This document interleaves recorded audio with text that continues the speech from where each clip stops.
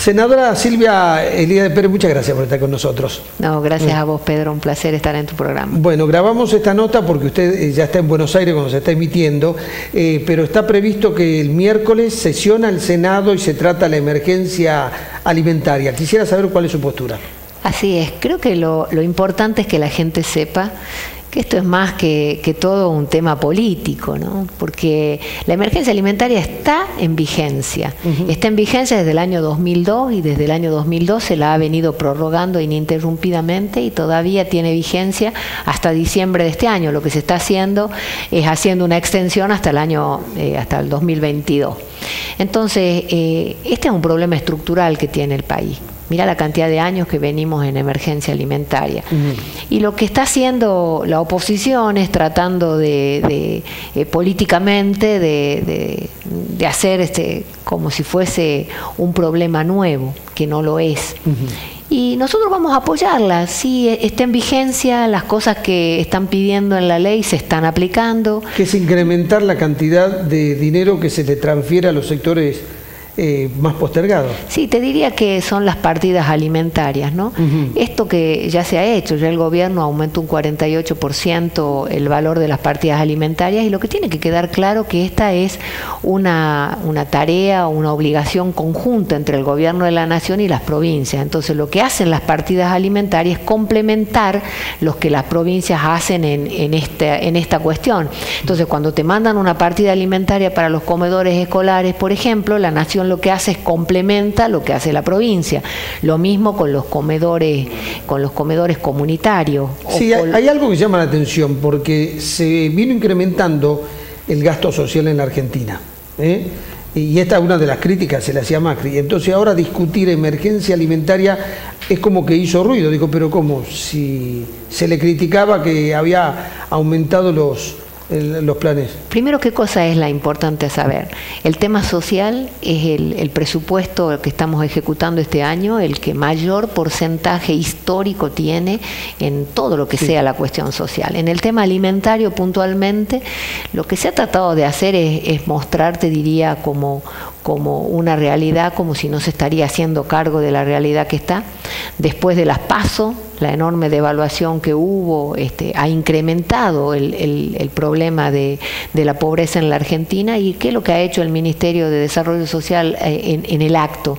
Hacerse cargo de la situación, aumentar el 48% de las partidas, aumentar y dar un complemento a las asignaciones universales por hijo.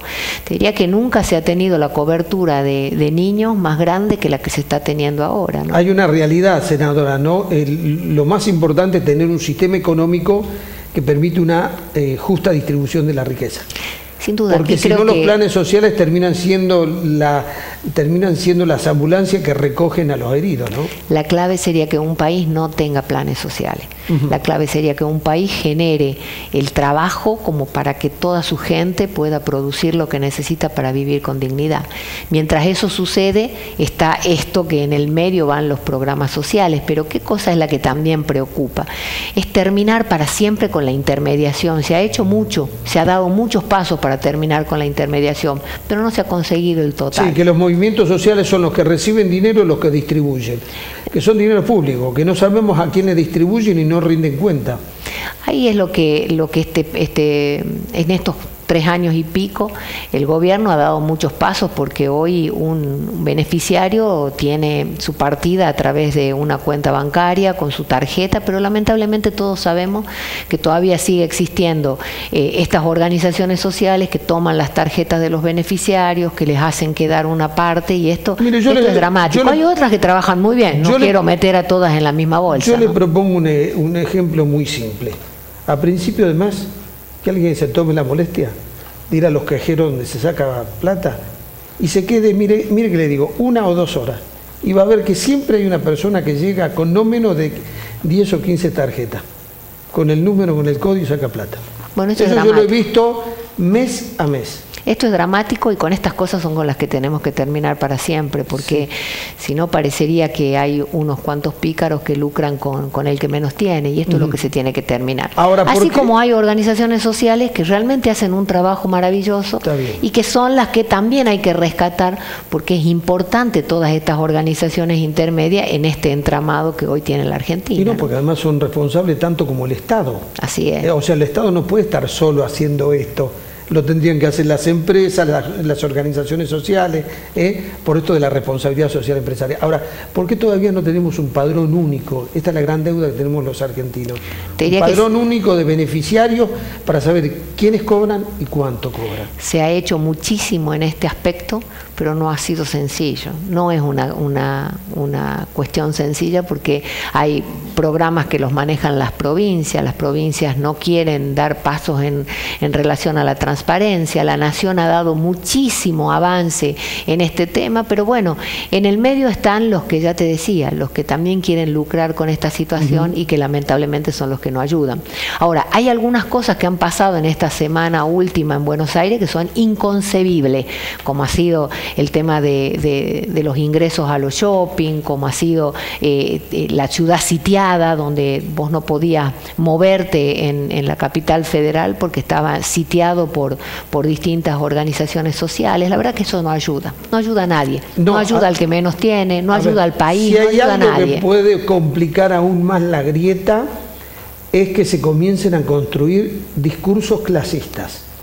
Yo creo que y si hay un algo... enfrentamiento entre clases sociales, eso ya sería un proceso de disolución social muy grande. Si hay algo que los argentinos tenemos que trabajar entre todos es que esto no pase. Claro. Ya demasiadas grietas hemos venido teniendo, y creo que si hay algo que nunca hemos tenido es esta cosa de clases, ¿no? Sí. Siempre ha habido una sociedad solidaria, una sociedad que está dispuesta a tenderle la mano al que le hace falta, barrios enteros en donde se comparte y se vive con personas que pueden tener distintas clases sociales o lo que fuere en absoluta armonía. Entonces sería dramático que hoy traten de meter este discurso y hacerlo carne en nuestra gente, porque sin duda que es muy peligroso. Senadora, usted lo sabe muy bien.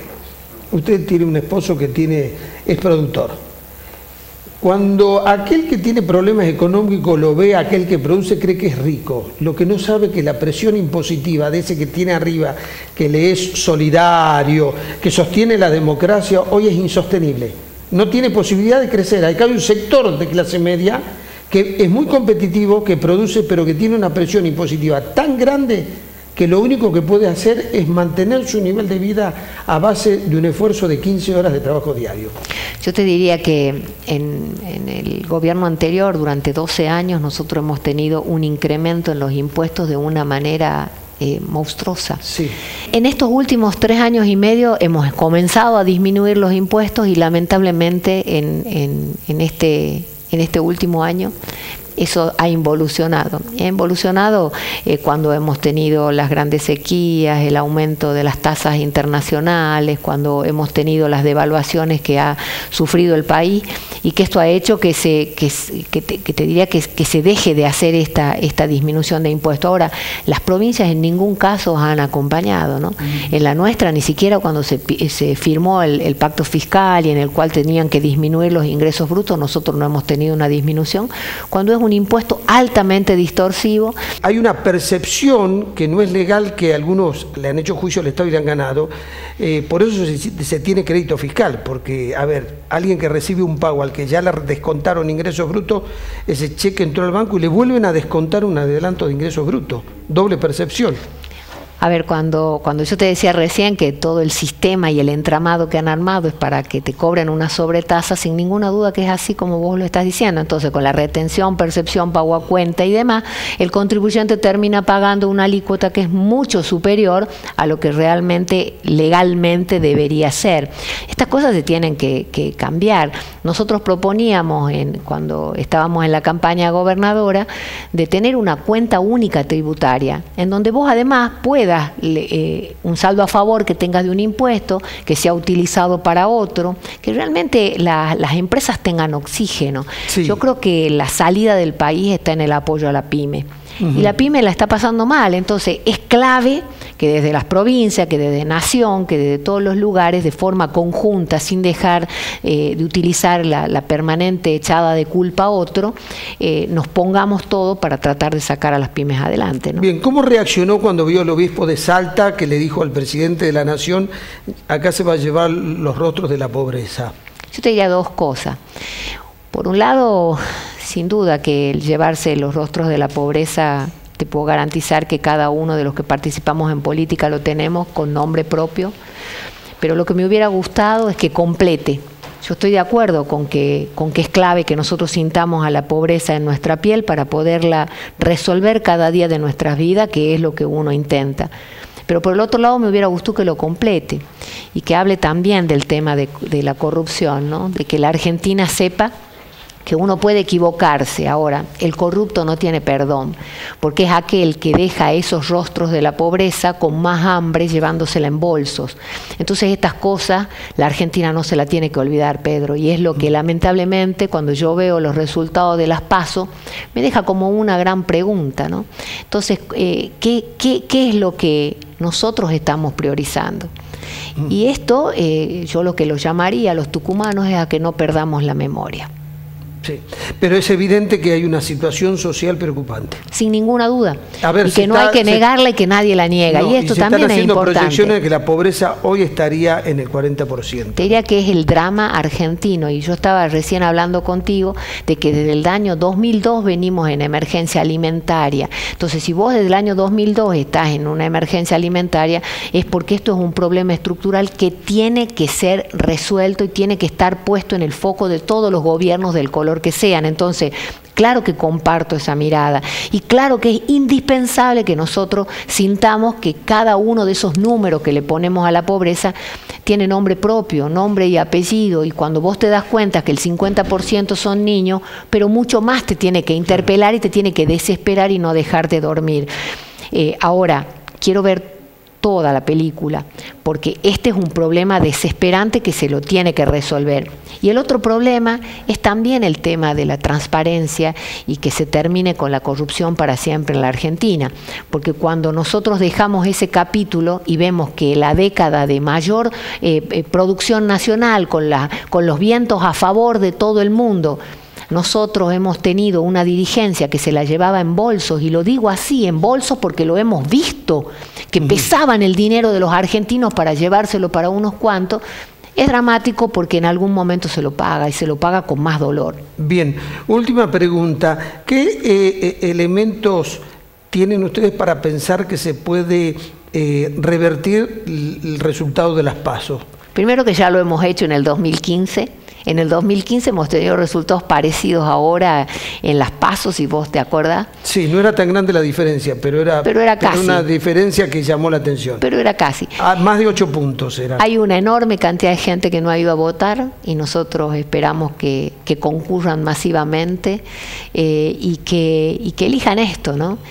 Que elijan en una Argentina que ha decidido vivir de manera transparente, que no miente en los índices, que ha abierto como nunca en la historia una enorme cantidad de mercados en el mundo, que se han hecho las obras de infraestructura necesarias para que la Argentina pueda crecer, porque hay veces que hay obras de base, Pedro, que no se ven, pero que son indispensables para que la Argentina pueda crecer, ¿no? Entonces, estas cosas yo espero que a la hora de elegir los argentinos la pongan en la balanza, ¿no? Sí, independientemente del resultado electoral, también es un país que debe ir a un acuerdo político y social. Es indispensable este acuerdo. Yo me acuerdo porque que desde mi partido dice, a ver, esta crisis se vino montando desde el 2001, se volvieron a hacer todas las cosas mal para llegar a donde llegamos, ¿no? Mira, desde mi partido se lo ha venido pidiendo a esto en reiteradas oportunidades.